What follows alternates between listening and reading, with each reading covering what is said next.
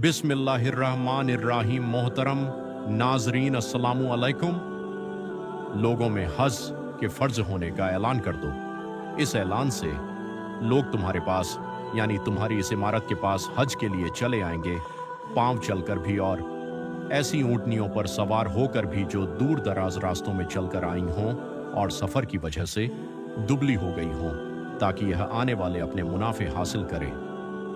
हज रुकू 4 फ़ायदा बैतुल्लाह शरीफ की सबसे पहली बिना में इख्तिलाफ है कि हज़रत आदम अला नबीना व अलैहिस्सलातु वस्सलाम ने बनाया या इससे पहले फरिश्तों ने बनाया था। हत्ता कि बाज़ ने कहा है कि ज़मीन की सबसे पहले इब्तिदा इसी जगह से हुई कि पानी पर एक बुलबुले की शक्लें थीं, जिससे फिर बकिया ज़मीन का हिस्सा फैलाया गया। लेकिन हज़रत नूह अलैहिस्सलातु वस्सलाम के ज़माने में जब तूफ़ान आया तो यह मकान उठा लिया गया था।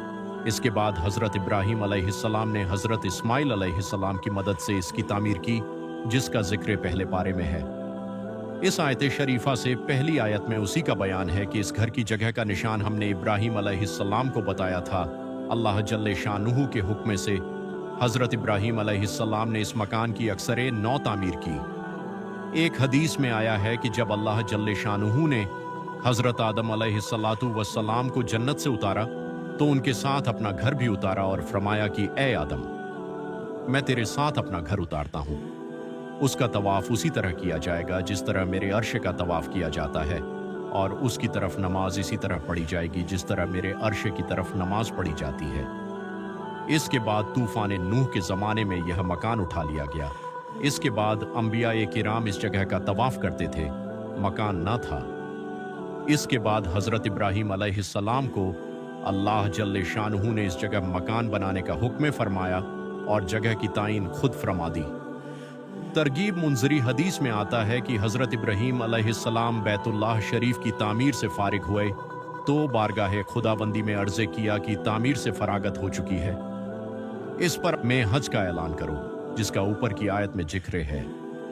हज़रत इब्राहीम अलैहिस्सलाम ने अर्ज़े किया, या अल्लाह, मेरी आवाज़ किस तरह पहुंचेगी? अल्लाह जल्ले शानुहु ने फरमाया कि आवाज़ का पहुंचाना हमारे ज़िम्मे है।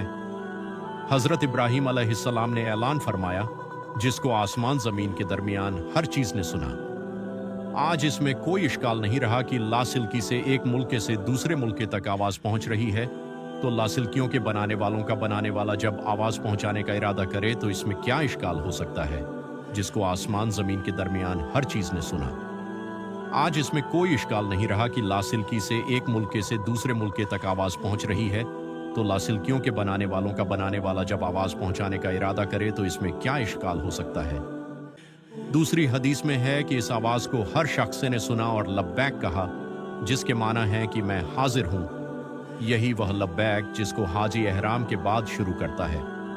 जिस शख्स की किस्मत में अल्लाह जल्ले शानुहु ने हज की सादत लिखी थी, वह इस आवाज़ से बहरावर हुआ और लब्बैक कही। इत्तिहाफ।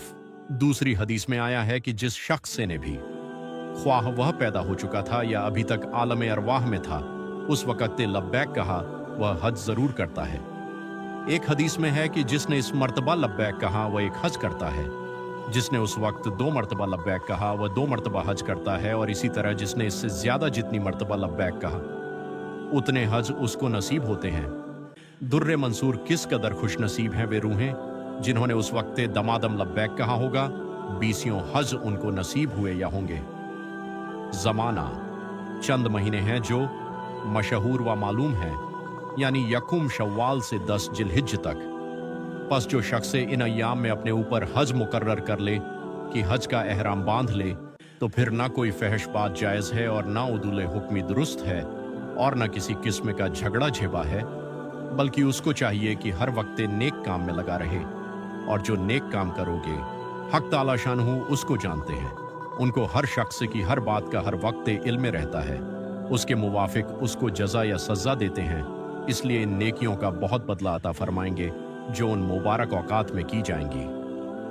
फ़ायदा फहिश बात 2 तरह की होती है। एक वह जो पहले से भी नाजायज़ थी, उसका गुनाह हज की हालत में करने से ज़्यादा हो जाता है। दूसरे वह जो पहले से जायज़ थी, जैसा कि अपनी बीवी से बेहिजाबी की बात करना, हज में वह भी जायज़ नहीं रहती। इसी तरह हुक्म उदूली भी 2 तरह की है। एक वह जो पहले ही से नाजायज़ थी, जैसा कि सारे गुनाह उनकी मासियत हज की हालत में ज्यादा सख्ते हो जाएगी। दूसरे वे उमूर जो पहले से जायज थे अब हज की वजह से नाजायज हो गए, जैसा कि खुशबू लगाना ये अब नाजायज हो गया। ऐसे ही लड़ना झगड़ना पहले से भी बुरा है, मगर हज में और भी ज्यादा बुरा है।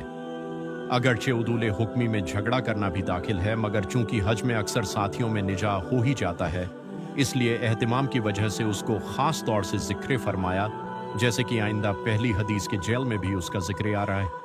वाखिरू दवना अनिल हम्दुलिल्लाहि रब्बिल आलमीन, जज़ाकल्लाह खैर।